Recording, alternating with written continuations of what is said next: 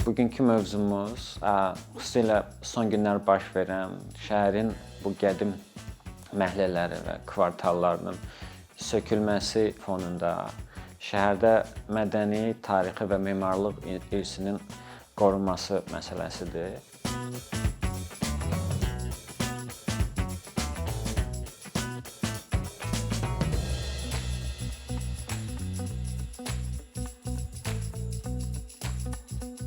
Mən özüm turizm sənayesində işləyən biri kimi, həmçinin bələdçi kimi bu məsələlərə turizm prizmasından baxmağa çalışacağam. Bu məsələ haqqında danışmazdan əvvəl bir məsələni vurğulamaq çox vacibdir.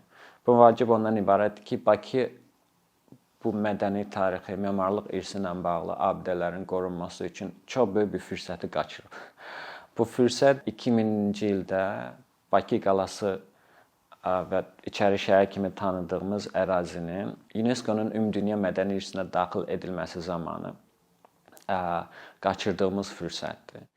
Həmin fürsət nədən ibarətdir? Bakıda şəhərin ən qədim hissəsi beynəlxalq səviyyədə mühafizəyə alınır və bu proses zamanı biz hansı abidələr mühafizəyə alınmalıdır, qorunmalıdır, onun siyahısını təqdim eləmişik. Bu siyahıda Şirvanşahlar Sarayı və Qız qalası da daxil olmaqla Bakı qalası daxilində mövcud olan memarlıq abidələridir. UNESCO bunun tərifini necə verir? Bu niyə qorunmalıdır? UNESCO-nun demək bir neçə meyarları var bunların abidə kimi tanınmasında. Bakı 4-cü meyar üzrə tanınıb. Bu da ki, bu nə deməkdir? Sadə dildə desək, İçəri şəhərdə mövcud olan memarlıq irsi dünya mədəniyyətində özünə məxsus nadir memarlıq nümunəsidir və bu memarlıq nümunəsi bir neçə mədəniyyətin davamlılığını təmsil eləyir. Bu mədəniyyətlər hansılardır? Zərdüştlik, Sasani, Fars, Ərəb, Osmanlı və Rusiya mədəniyyətlərinin təsir nəticəsində ortaya çıxan memarlıq abidəsidir. Burada görsənən odur ki, çox bir uzun, ardıcıl tarixi bir dövr var və burada bir neçə mədəniyyətlər cəmləşib. Burada problem ondan ibarətdir ki, bu bir neçə mədəniyyəti İçəri şəhərin qala divarları daxilinə salmaq biraz dar düşüncəlidir. Bu mədəniyyətlər əslində İçəri şəhərin qala divarlarının da kənarlarına çıxır. Kənarlarına çıxarkən hal-hazırda sosial mediada da eşitdiyimiz, misal üçün daha tez-tez Bayır şəhər, Forştad əraziləri var. Əslində o dövrdə bu bir buraxılmış səhvdir. Bakının qədim hissəsi daha böyük ərazini əhatə eləməli idi bu mədəniyyətləri qorumaq üçün, tarixi abidələri, memarlıq abidələrini mühafizəyə almaq üçün. Müqayisə üçün biz Şəkini misal verə bilərik. Şəkinin Xan Sarayda daxil olmaqla tarixi mərkəzi 2019-cu ildə UNESCO-nun Ümumdünya Mədəni İrsinə daxil edilib. Müqayisəni nədə apara bilərik? Bakıda UNESCO tərəfindən mühafizəyə alınan hissə 21 hektardır və bu mühafizə olunan ərazinin ətrafındakı buffer zona isə təxminən 12 hektardır. Ki bu qədər ərazi dünya səviyyəli mühafizə altına götürülür.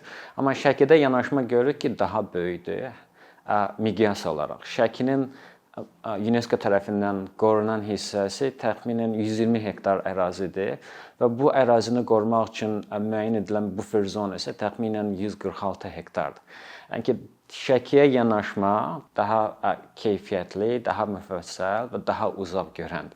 Və üstəgəl orada Şəkinin xəritəsinə baxsaq, ərazisinə baxsaq, qorunma altına alınan ərazi demək olar ki, şəhərin yarısıdır. Yəni ki, bu 2000-ci ildə Bakı ilə bağlı buraxdığımız səhvi misal üçün Şəki ilə eləməmişik. Burada artıq daha təcrübəli davranmışıq. Bakıda bu cəhətdən fikirləşirəm ki, qaçırılmış fürsət var.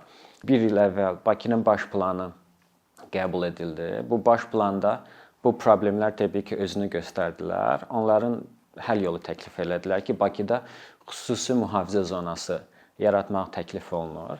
Əslində hər kəs bunu çox müsbət hal kimi qələməlidir. Amma bu təklif edilən xüsusi mühafizə zonası bizim əslində 2000-ci ildə eləməli olduğumuz məsələ idi. Bu artıq müəyyən müddətdə biraz gecikmiş, artıq biz 20 il gecikmişik bu addımı atmaq üçün. Və bundan sonra da bu xüsusi mühafizə zonasının yaradılması, sonra icra planının hazırlanması, sonra onun icrası daha çox vaxt aparacaq.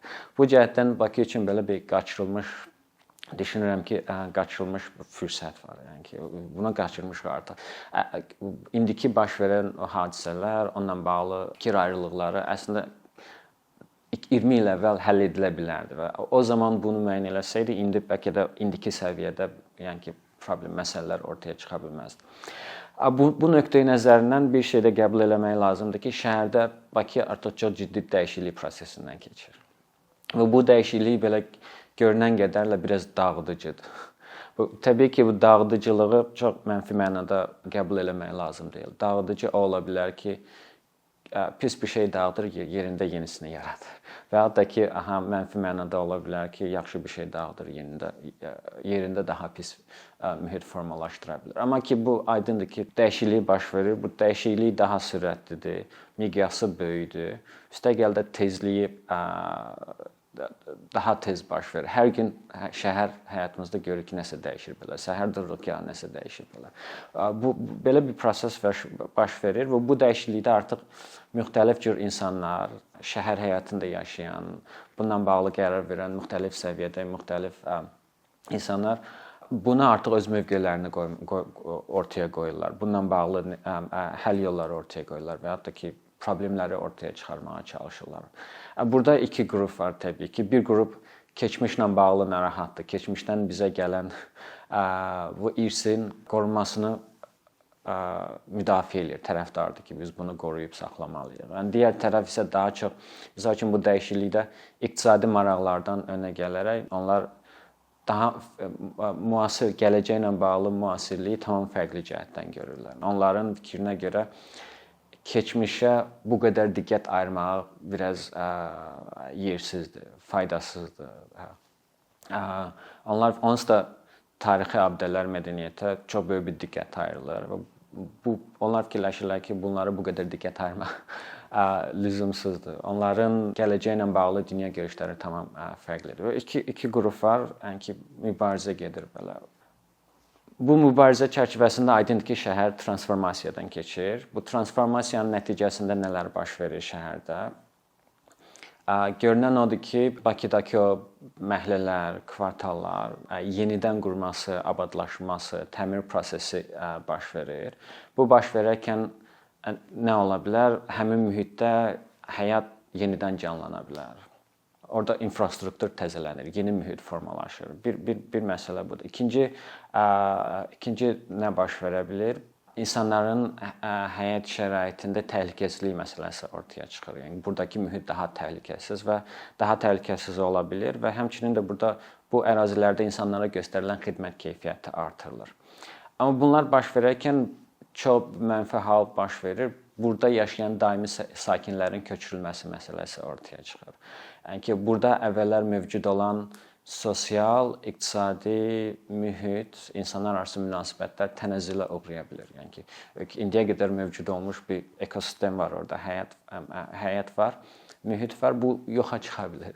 Digər tərəfdən də nə baş verə bilər? Bu ərazilərin turistləşməsi, kommersiya məqsədi üçün daha çox istifadəsi və bu cür məsələlər var. Bunların həm müsbət tərəfləri var, həm mənfi tərəf nəticələri ola bilər. Bunlarla bağlı bir plan hazırlanmalıdır. Bunlar idarə edilməlidir ki, bu transformasiya nəticəsində ortaya çıxa biləcək mühitin mənfi və yaxşı tərəflərini nizamlaya bilək.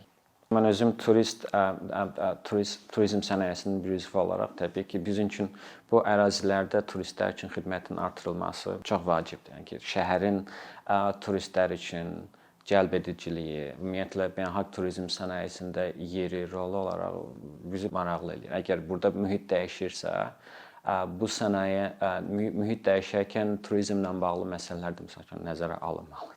Bu necə idarə olunmalıdır ki, bunların mənfi və müsbət tərəflərini nizamlaya bilək. Yəni, nəzəri olaraq təbii ki, yanaşsa, bunlar nəzəridir, normativdir. İcra zamanı təbii ki, tamam fərqli nəticələr əldə edə bilərik. Amma dayanıqlı yanaşma necə ola bilər? Şəhərdə baş verən bu dəyişiklik zamanı inklüziv planlama olmalıdır. İnklüziv planlama nə mənada? Orada məsəl üçün dəyişikliyin baş verdiyi ərazidə yaşayan daimi sakinlər bu planlamaya, qərar vermə prosesinə cəlb edilməlidir. Onların da fikirləri öyrənilməlidir və üstəgəl bu dəyişiklik nəticəsində əldə olunan faydalar, gəlirlər də onlarla paylaşmalıdır ki, daha ədalətli olsun. Digər məsələ nədən ibarətdir? Məsəl üçün bunu Bakının baş planında cəhddə də görürük. Məsələn, zonalaşdırılma olmalıdır. Şəhərin qorunma üçün çox vacibdir ki, iqtisadi inkişaf çox vacibdir. Şəhərin özünü yeniləməsi çox vacibdir. İqtisadi maraqlar çox vacibdir. Eyni zamanda da tarixi, mədəni, memarlıq irsi də vacibdir. Bu zonalaşma zamanı biz bunları balansını saxlaya bilərik. Yəni bunlar arasındakı ədalətli bölgü eləyə bilərik. Yəni bu özü çox vacibdir. Digər üçüncü təklif ondan ibarətdir ki, yenə də deyirəm, turizm sahəsində, turizm sənayesinin üzvü kimi turizmin təşviqi ola bilər. Bununla bağlı ən yaxşı model misal olaraq İspaniyanın Bilbao şəhərini verə bilərik. Belə bir termin var, Bilbao effekti. 20-ci əsrin sonlarına qədər Bilbao əslində belə özünü yeniləyə bilmirdi, iqtisadi artım əldə edə bilmirdi. Bununla bağlı təkliflərdən biri Frank Gehry adında bir memar olur. Bilbao'da Guggenheim muzeyini inşa edir, layihələndirir və inşa edir və bu da öz dövrünə görə çox möhtəşəm bir memarlıq abidəsi olur və bu memarlıq abidəsi sayəsində Bilbao Avropanın ən məşhur, ən cəlbedici şəhərlərindən birinə çevrilir. Yəni ki, şəhərdə yeni bir mühit formalaşır, müasir olur. Keçmişlə əlaqəsi yoxdur. Yəni ki, keçmişdə bir mədəni irs dediyimiz onunla bağlı bir qırılma baş verir və yeni bir təklif bu isə çox müasir həll yoludur. Yəni ki, tarixli bu əslində müsbət nəticə verir şəhərdəki həyatın canlanmasına bağlı. Bakıda da belə misallar var. Buna misal olaraq alov qüllələrini misal üçün qeyd edə bilərik. Kresen Mall-u müəyyən edə bilərik. Daha çox bu rolu Bakıda Heydər Əliyev mərkəzi həyata keçirir. Heydər Əliyev mərkəzi möhtəşəm memarlıq abidəsidir. Bunların memarları dünyada çox məşhur, tanınmış, hörməti olan memarlardır və onlar burada bir iz qoyublar. Və bu iz Bakının cəlbediciliyini daha da artırır. Amma burada məsələ ondan ibarətdir ki, sadəcə bir memarlıq abidəsini tikməklə bunu əldə etmək olmur. Əgər memarlıq abidəsini tikməklə yanaşı bu memarlıq abidələrini şəhərin orqanik bir hissəsinə çevirmək lazımdır. Şəhərlə, şəhərdəki insanlarla əlaqəli olmalıdır. İnsanlar da onun bir hissəsi olmalıdır. Mədəni mühitin bir hissəsi olmalıdır və həmçinin mobilliyin bir hissəsi olmalıdır. Şəhərdən ayrı avtonom bir obyekt olmamalıdır. Şəhərin bir hissəsi olmalıdır, əlaqəli olmalıdır. Mədəni tədbirlər keçirilməlidir bunlar sayəsində. Bununla bağlı bu cəhddən Heydər Əliyev mərkəzi məsəl üçün bu rolda oynamağa çalışır. Bizdə belə müsbət məsələlər var, amma bunlar görürük ki, çox müstəqil şəkildə baş verən hadisələrdir. Belə ümumi mərkəzləşmiş, vahid bir yanaşma yoxdur. Bunlar belə baxırıq ki, öz-özlüyündə avtonom dəyişikliklər də Bakıda baş verir, müsbət təsirləri də var. Amma ümumi yanaşmada görürük ki, mərkəzləşmiş vahid yanaşma yoxdur. Bu cəhətdən belə bir problem var, amma ki müsbət dəyişiklikləri də görə bilirik ki, bunların şəhər mühitinə, həyatına, mədəni irsə töhfəsi yəni ki çoxdur. Ən son məqam, ən vacib məqam odur ki, insanları məlumatlandırmalıdırlar bu dəyişiklik barədə. Məsəl üçün deyəm ki, o iki qrupu təsvir etməyə çalışdım ki, bir qrup keçmişə dəyər verir, bunun qorunmasını istəyir, digər qrup isə ki, buna bu qədər diqqət yetirməyə ehtiyac yoxdur. Biz müasirliyi, müasir texnologiyalarla, müasir mühitlə əldə etməliyik. Hər iki tərəfin əksində müəyyən mənada məqsədi aşağı-yuxarı eynidir. Daha yaxşı nəticə əldə etmək istəyir. Amma ki, burada problem olur ki, bu dəyişikliyi əldə etmək üçün məlumatlandırma kampaniyası aparılmır. Bəlkə bunların hər iki qrupun, onun və bunun fərqi yoxdur. Həyata keçirmək istədiyi dəyişikliyin təsiri çox müsbətdir, yaxşıdır. Amma bunlar, bu dəyişikliklər, bu müsbət faydalar insana çatdırılmadığına görə bu qeyri-müəyyən vəziyyətdə insanlar özləri də narahat olmağa başlayır ki, bəs bizim halımız necə olacaq? Yəni ki, bu çox vacibdir. Yəni ki, bunlar mərkəzləşdirilmiş, vahid şəkildə aparılmalıdır və insanlar məlumatlandırılmalıdır. Onlara bunların faydaları göstərilməlidir, mənfi tərəfləri nə ola bilər? Onlar da təbii hər tərəfli çatdırılmalıdır ki, insanlar məlumatlı olsunlar və buna uyğun davrana bilsinlər. Yəni ki, Yəni yenə də dediyim kimi həll yolları məsələn nəzəri olaraq bunlardır. Bunun təbii ki, icrası zamanı, icra planı icrası zamanı problemlər ortaya çıxa bilər. Yəni bunlar artıq sonrakı mərhələnin artıq bu iştirakçılar, bu məsələlərlə bağlı qərar verənlərin ki, məsuliyyətidir, səlahiyyətləridir ki, buna. Amma yəni ki, biz turizm sənayesi olaraq görürük ki, mədəni irs, memarlıq, mədəni irslə bağlı ən çox nailiyyətlər daha çox turizm sahəsində fəaliyyət göstərən qurumların sayəsində baş verib. Yəni İçəri şəhərin özü nə qədər yəni ki, qeyd etdiyim kimi, hər hansı bir səhv buraxa bilərik, amma ən azından şəhərin bir hissəsi beynəlxalq səviyyədə mühafizə olunur, qorunur. Və burada digər əsas məsələlərdən biri odur ki, yerli qanunvericilikdə, ölkə daxilində qanunvericilikdə mədəni irs abidələri daha çox muzey eksponatı kimi nəzərdə tutulur. Yəni ki, burada sadəcə binadır, biz onu qoruyuruq, onunla da mədəni irsimizə hörmət eləmiş oluruq ona görə. Amma burada məsələ yəqin ki, tək o binanın özündən yox, onun ətrafının da qorunması çox vacibdir. Yerli qanunvericilikdə misal üçün ilk təəssüratdan elə bir fikir formalaşır ki, bunlar o binalara muzey eksponatı kimi baxırlar. Onu qoruduq. Amma UNESCO-nun qaydaları, nizamnamələri bunu daha müfəssəl, daha hərtərəfli görür. O cəhətdən, yəni ki, bu turizm qurumlarının onu bu abidələri UNESCO mədəni irsi kimi irsi siyahısına daxil edilməsi daha yaxşı mühafizə imkanları, fürsətləri verir, nəinki belə gördüyümüz qədərlə yerli qanunvericilik çərçivəsində qorunan, mühafizə olunan bu siyahıya daxil olan memarlıq irsi binaları.